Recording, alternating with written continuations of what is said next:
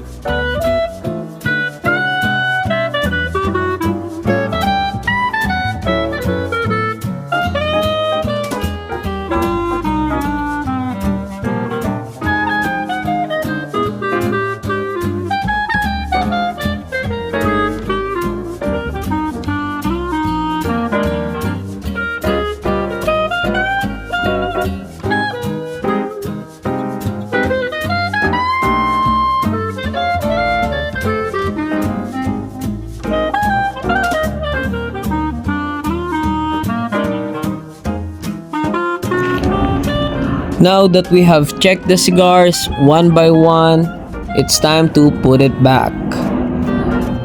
I hope you enjoy the video guys, because if you do, please subscribe our YouTube channel Elkatipancigars for more unboxing videos. See you guys!